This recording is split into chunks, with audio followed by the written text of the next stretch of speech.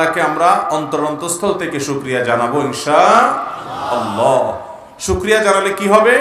আল্লাহ বলেছেন লা ইন শাকারতুম লা আযীদান্নাকুম, যদি তোমরা শুকরিয়া আদায় করো, কোন নিয়ামত পাওয়ার পর কৃতজ্ঞতা জানাও আল্লাহ তাআলার, তাহলে সে নিয়ামত আল্লাহ আরো বাড়িয়ে দিবে।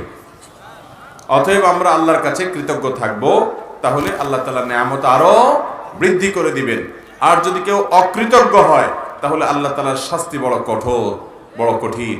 আল্লাহ তাআলা আমাদেরকে হেফাজত করেন। মুহতারাম হাজরিন, কোরআনে কারীমের গুরুত্বপূর্ণ আয়াত আমি তেলাওয়াত করেছি। নবী করিম সাল্লাল্লাহু আলাইহি সাল্লামের অসংখ্য হাদিসের ভান্ডার থেকে দুটি হাদিস আমি পাঠ করেছি। আয়াত এবং হাদিসে যে বিষয়ে আলোকপাত করা হয়েছে অত্যন্ত গুরুত্বপূর্ণ একটি বিষয়। সে বিষয়ে আমাদের সমাজের বহু মানুষের মধ্যে অবহেলা আছে। আপনাদের এত অঞ্চল, এই দিনাজপুর, রংপুরের অনেক মুসলিম ভাই বোনরা আছেন যারা এ বিষয়ে যথেষ্ট দুর্বলতা তাদের মধ্যে আছে, অথচ একজন মুসলমান হিসেবে এই বিষয়ে দুর্বলতা আল্লাহর কাছে কখনোই গ্রহণযোগ্য হবে না। সে বিষয়টি হলো 5 ওয়াক্ত সালাত। 5 ওয়াক্ত সালাত, 5 ওয়াক্ত নামাজ। এ সম্পর্কে আল্লাহ রাব্বুল আলামিন কোরআনে কারীমে বারবার আমাদেরকে নির্দেশ করেছেন, একবার দুইবার না, পুরো কোরআন জুড়ে দেখবেন, একেবারে শুরুতেই দেখবেন আলিফ লাম মিম যালিকাল কিতাব লা রাইবা ফীহি হুদাল লিল মুত্তাকিন আল্লাযীনা ইউমিনুনা বিল গায়ব ওয়া ইউকিমুনাস সালাহ। প্রথম পৃষ্ঠা কোরআনের, সেখানে আল্লাহ তাআলা সালাতের কথা বলেছেন, নামাজের নির্দেশ করেছেন। কোরআনে কারীমের একেবারে শেষের দিকে আপনি চলে যান, সেখানেও দেখবেন আল্লাহ তাআলা সূরা মাউনের মধ্যে বলেছেন ফাওয়াইলুল লিল মুসাল্লিন আল্লাযীনা হুম আন সালাতিহিম সাহুন। ওই নামাজীদের জন্য ধ্বংস অনিবার্য, যারা নামাজ পড়ে কিন্তু ঠিকমতো পড়ে না, গাফলতি করে, অলসতা করে, উদাসীনতা করে। এই মানুষগুলোর জন্য ধ্বংসের বার্তা আল্লাহ তাআলা কোরআনের শেষের দিকে দিয়েছেন। প্রথম পৃষ্ঠাতেও নামাজের কথা, শেষের পৃষ্ঠার দিকেও নামাজের কথা, আর গোটা কোরআন জুড়ে আল্লাহ তাআলা সালাতের কথা বলেছেন।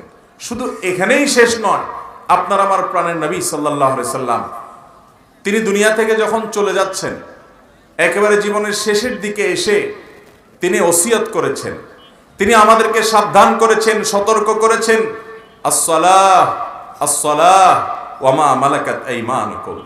মানুষের জীবনের একেবারে শেষ মুহূর্তের শেষের দিককার ওসিয়ত হয় সবচেয়ে গুরুত্বপূর্ণ। সারা জীবনের সকল নির্দেশের, সকল নিষেধের, সকল নির্দেশনার জিস্ট এবং খোলাসা আর নির্দেশ দিয়ে থাকে জীবনের শেষ মুহূর্তে। আমাদের প্রিয় নবী সাল্লাল্লাহু আলাইহি সাল্লাম জীবনের শেষ মুহূর্তে আমাদেরকে, গোটা মানব জাতিকে, মুসলমানদেরকে, কিয়ামত পর্যন্ত আগত সকল ইমানদারকে তিনি নসিহত করেছেন, আসসালাহ আসসালাহ। তিনি আমাদের ওসিয়ত করেছেন, তোমরা নামাজের ব্যাপারে সাবধান হবে, সতর্ক হবে, দায়িত্বশীল হবে। সালাহ সালাহ বলে গেছেন তিনি। ভাইরা আমার, নামাজ ইসলামের এরকম একটি কাজ যে ঈমানের পর নামাজের চাইতে গুরুত্বপূর্ণ কোন কাজ ইসলামে দ্বিতীয়টা আর নাই। কোরআনের শুরুতে আপনি দেখবেন নামাজ, শেষে দেখবেন নামাজ, মাঝখানে দেখবেন জায়গায় জায়গায়, পাতায় পাতায় নামাজ। নবী করিম সাল্লাল্লাহু আলাইহি সাল্লামের জীবনের শুরুর দিকের নির্দেশ দেখবেন নামাজ, একেবারে জীবনের শেষ মুহূর্তের নির্দেশ হলো কি? নামাজ। ভাইরা আমার, এইজন্য কোরআনে হাকিমে আল্লাহ রাব্বুল আলামিন বলেছেন হাফিজু আলাস সালাওয়াত। ঈমানদারদেরকে আমাদের মালিক, আমাদের রব নির্দেশ করছেন, তোমরা 5 ওয়াক্ত নামাজের প্রতি যত্নবান হবে, যত্নশীল হবে, ঠিকমতো আদায় করবে। ওয়াসসালাতিল উসতা, বিশেষ করে স্পেশাল ভাবে মধ্যম যে নামাজ আছে, মুফাসসির উলামায়ে কেরাম বেশিরভাগ বলেছেন আসরের নামাজের কথা বলা হয়েছে এখানে, যে এই নামাজের প্রতি বিশেষভাবে যত্নশীল হবে। অনেক উলামায়ে কেরাম অন্য নামাজের কথাও বলেছেন। ফজরের নামাজের কথা বিশেষভাবে নবী সাল্লাল্লাহু আলাইহি সাল্লাম বিভিন্ন হাদিসে গুরুত্ব আরোপ করেছেন। নামাজ তো অনেকেই পড়ে, দেখবেন ফজরের সময় আসতে পারে। নবী সাল্লাল্লাহু আলাইহি সাল্লাম বলেছেন মুনাফিক এবং মুসলমান এই দুইজনের মধ্যে একটা পার্থক্য আছে। অনেক পার্থক্যের মধ্যে একটা পার্থক্য হলো ফজর এবং আসর এই 2 ওয়াক্ত নামাজ ইমানদারের জন্য পড়া অনেক সহজ হয়। যার অন্তরের মধ্যে নেফাকি আছে, কপটতা আছে, ইমান নিয়ে সন্দেহ সংশয় আছে, দুর্বলতা আছে, ওই কপাল পড়া হতভাগার জন্য ফজর পড়াটা কষ্ট হয়ে যায়, অর্থাৎ সে ফজর পড়তে পারে না। ভাইরা আমার, আমরা প্রত্যেকে যদি নিজের অবস্থানকে এই প্যারামিটার দিয়ে মাপার চেষ্টা করি, তাহলে দেখতে পাবো আমাদের ইমানের অবস্থা কোন জায়গায়। 5 ওয়াক্ত নামাজের নির্দেশ এত গুরুত্বপূর্ণ, বারবার করে আল্লাহ তাআলা স্মরণ করিয়েছেন, তার রাসূল সাল্লাল্লাহু আলাইহি ওয়াসাল্লাম স্মরণ করিয়েছেন, জীবনের শেষ মুহূর্তে স্মরণ করাচ্ছেন। কারণ এই নামাজ ছাড়া আখিরাতে একটা কদম আমরা সামনে আগাতে পারবো। প্রতিটা কদমে এই নামাজের প্রভাব আমাদের থাকবে। চেহারার উজ্জ্বলতা থাকবে ওযুর কারণে, সিজদার অঙ্গগুলো আলোকিত থাকবে সালাতের কারণে।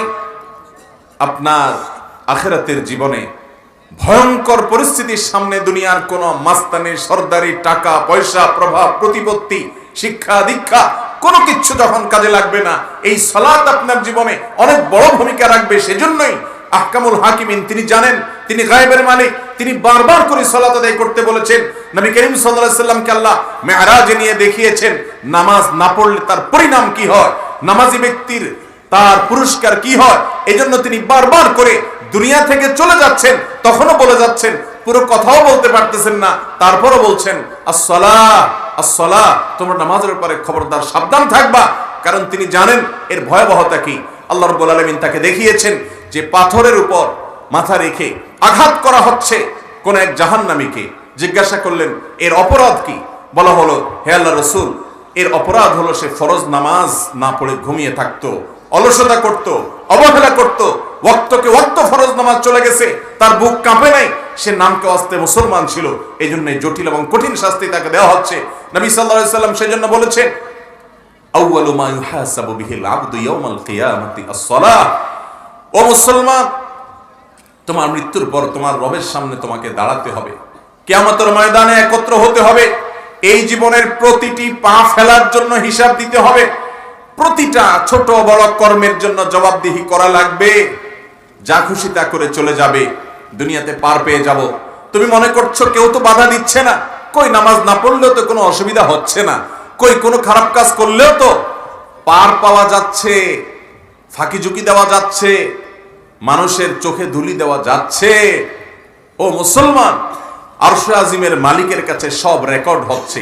একটা একটা করে, একটা সুতা পরিমাণ কাজও যদি থাকে, পাই পাই করে, ফামান ইয়ামাল মিসকালা যাররাতিন শাররান ইয়ারা, বিন্দু পরিমাণ, জাররা পরিমাণও যদি কোনো খারাপ কাজ করেন, তার পরিণাম আপনাকে ভোগ করতেই হবে, করতেই হবে, করতেই হবে।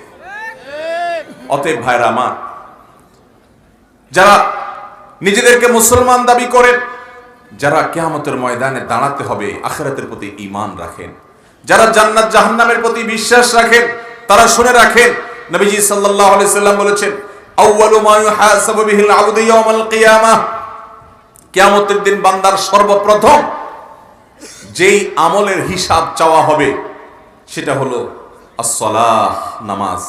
তোমার জীবনে নামাজের অবস্থা কি? আগে নামাজের ঘাটতি হলো। প্রাপ্তবয়স্ক হওয়া থেকে নিয়ে মৃত্যু পর্যন্ত নামাজ সব ওয়াক্ত পড়েছো কিনা, পড়লে সেখানে মনোযোগ, ধীরস্থিরতা ঠিকঠাক মতো কতটুকু ছিল, এর হিসাব নিকাশ দাও। তোমার নামাজের কোয়ালিটি কি ছিল?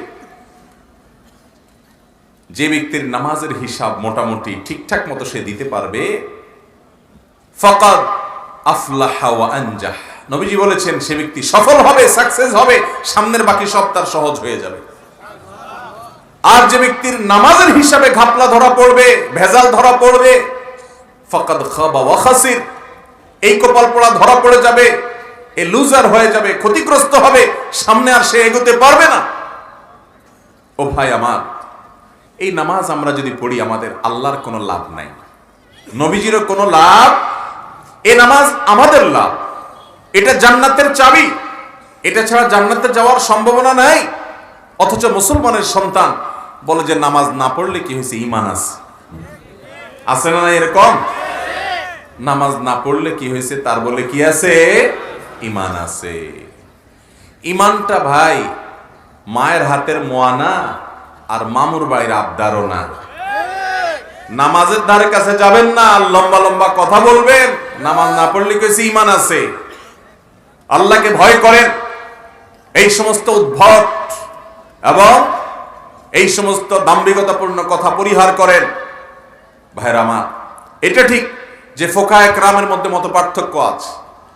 অনেক ইমামগণ বলেছেন ইচ্ছাকৃত ঠান্ডা মাথায় যে মুসলমান নামাজ পড়ে না, বসে বসে খেলা দেখে, ঘন্টাকে ঘন্টা ওয়াক্ত চলে গেছে তবুও নামাজ পড়ে নাই, শুয়ে আছে, ফজরের নামাজ চলে গেছে, 7টা-8টায় ঘুম থেকে উঠছে, সে অলসতা করেছে, নামাজ পড়ে নাই ঠান্ডা মাথায়। তো এইরকম ব্যক্তি যে ঠান্ডা মাথায় নামাজ পড়ে না, ইচ্ছাকৃত নামাজ ত্যাগ করে, সে ব্যক্তিকে অনেক ইমাম বলেছেন এই ব্যক্তি আর মুসলমান থাকে না। নামাজ না পড়লে সে আর মুসলমান থাকে না, ইসলাম থেকে খারিজ হয়ে যায়। না মুসলমান হইলে কি গায়ের জোরে মুসলমান হবে? আল্লাহর খাতায় নাম থাকে না। আর ইমাম আজম আবু হানিফা রাহিমাহুল্লাহ এবং আরো অনেক ইমামের মত হলো, যদি নামাজ না পড়ার পরও তার ভিতরে অপরাধ বোধ থাকে যে না আমি ভুল করছি, অন্যায় করতেছি, ঠিক আছে আমি শুরু করব, তাহলে এই ব্যক্তির, এই বেচারার ইমানটা থাকবে। কিন্তু যদি তার ভিতরে ঔদ্ধত্য থাকে, অহংকার থাকে, আরে রাখতো তোর নামাজ, কি হবে এত নামাজ পড়ে, কত লোকরে দেখছি নামাজ পড়ছি, কি হয়েছে, এইরকম যদি লম্বা লম্বা কথা বলে তাহলে ইমানটার সাথে সাথে চলে যাবে। ভাইরা আমার, আল্লাহ রাব্বুল আলামিন কোরআনে হাকিমে বলেছেন তোমরা 5 ওয়াক্ত নামাজের প্রতি, সকল নামাজের প্রতি তোমরা যত্নশীল হবে, দায়িত্ববান হবে। এমন কি নামাজ ইসলামে কিরকম গুরুত্বপূর্ণ ইবাদত দেখেন, আল্লাহ বলছেন এমন কি তোমাদের যদি আশঙ্কা হয় যে নামাজ পড়তে গেলে রণাঙ্গনে যুদ্ধক্ষেত্রে শত্রু তোমাদেরকে শেষ করে দেবে, বোম্বিং করে, আঘাত করে, তরবারি দিয়ে তোমাদের শেষ করে ফেলবে, এইরকম যদি আশঙ্কা হয় তো প্রয়োজনে হাঁটা অবস্থায় নামাজ পড়বে, সওয়ারি অবস্থায় নামাজ পড়বে, কিন্তু তারপরেও নামাজ মাফ। যুদ্ধের ময়দানে রণাঙ্গনে জীবন চলে যাওয়ার আশঙ্কা আছে, সেখানে সলাতুল খৌফ, ভয়কালীন সময় কিভাবে নামাজ পড়বো, কোরআনে আল্লাহ তাআলা শিক্ষা দিয়েছেন যে ইমামতি একজন করবে, সব লোক নামাজে দাঁড়ালে শত্রুর আক্রমণে সবাই শেষ হয়ে যাবে, এই জন্য কিছু লোক নামাজে দাঁড়াবে, কিছু লোক যুদ্ধ করে সবার পক্ষ থেকে সেভ করবে, কিছু লোক যারা নামাজে দাঁড়াবে ইমামের সাথে, সফরে যেহেতু যুদ্ধে, এই জন্য 1 রাকাত নামাজ পড়বে সবাই ইমামের সাথে। 1 রাকাত নামাজ পড়ার পর তারা চলে যাবে যুদ্ধে, যারা এতক্ষণ সেফটিতে ডিউটিতে ছিল তারা এসে এবার ইমামের পিছনে দ্বিতীয় রাকাত, ইমামের দ্বিতীয় রাকাতে তারা এসে তাদের প্রথম রাকাত পড়বে। এরা আবার 1 রাকাত পড়ে চলে যাওয়ার পর আগের গ্রুপওয়ালারা ফিরে আসবে, ততক্ষণ ইমামের 2 রাকাত শেষ। এবার মুক্তাদি হিসেবে তারা একা একা মুনফারিদ হিসেবে তাদের 1 রাকাত পড়বে, তাদের পরে আবার ওই গ্রুপ যাদের 1 রাকাত বাকি ছিল তারা পড়বে। চিন্তা করেন, ভাগ করে করে 1 রাকাত পড়ে পড়ে চলে যাবে, আবার এসে পড়বে। তারপরেও যুদ্ধের ময়দানেও আল্লাহ বলেন নাই যেহেতু জীবন রক্ষার ব্যাপার নামাজ বাদ দিলেও চলবে, এটা আল্লাহ তাআলা বলেন। কত গুরুত্বপূর্ণ ব্যাপার চিন্তা করেন। ইসলামের সকল ইবাদতে ছাড় আছে, এমন কোন ইবাদত ইসলামে নাই যেই ইবাদতে ছাড় নাই। আপনি রোজা রাখতে পারেন না, কষ্ট হয়, রাখতে গেলে আপনার জীবন নাশের অবস্থা হয়ে যায়, এই জন্য রোজারে ভেঙে ভেঙে দুপুর পর্যন্ত একটা, দুপুর পর আরেকটা রাখা যাবে? কি বলেন? আপনাদের দিনাজপুরে এরকম রোজা রাখার সুযোগ আছে কোনো? নাই। রোজা রাখলে সারি থেকে নিয়ে ইফতারি পর্যন্ত না খেয়ে থাকতে হবে। এখন তুমি যদি এটা না খাইতে পারো, এভাবে যদি না থাকতে পারো, তাহলে সেক্ষেত্রে আল্লাহ তাআলা কোরআনে তার জন্য বিধান দিয়েছেন, ফামান কানা মিনকুম মারিদান আও আলা সাফারিন ফাইদ্দাতুম মিন আইয়ামিন উখার। তাহলে সে এই রোজা যে কয়টা সে অসুস্থতার কারণে রাখতে পারবে না, এই কয়টা রোজা সে অন্য সময় রেখে দিবে। কিন্তু তাই বলে এই রোজার ক্ষেত্রে আল্লাহ বলেন নাই যে যেভাবেই হোক রমজানের রোজা রাখা লাগবে, পুরা পারো না তো অর্ধেক রাখো, হ্যাঁ মাঝখানে কিছু খাও তাও রাখতে হবে, এরকম কথা আল্লাহ বলেন নাই। ঠিক আছে, এখন রাখতে পারতেছো না, এত অসুস্থতা যে রাখলে তোমার জীবন নাশের ভয় হবে, এত বেশি অসুস্থ। আবার দেখেন হালকা পাতলা গ্যাস্ট্রিক আর প্লাস্টিক হইলে রোজা ভাঙা শুরু করে দিবেন, সেটা কিন্তু চলবে। জটিল অবস্থা, এত রোগ, ডেঙ্গু হয়ে গেছে, ভয়ঙ্কর অবস্থা, প্রচুর পানি পান করতে হবে, ডাক্তার বলে দিয়েছে, না হলে মৃত্যু মুখে পতিত হতে পারেন, ভয়ঙ্কর অবস্থা হতে পারে, প্লাটিলেট অনেক বেশি কমে গেছে, অন্যান্য সমস্যা অনেক বাড়ছে। আপনি তখন জীবন রক্ষার জন্য, রোগ ভয়ঙ্কর আকার ধারণ করেছে, অসহনীয় হয়ে গেছে, এই জন্য আপনি রোজা ভাঙেন, অন্য সময় রাখতে পারবেন।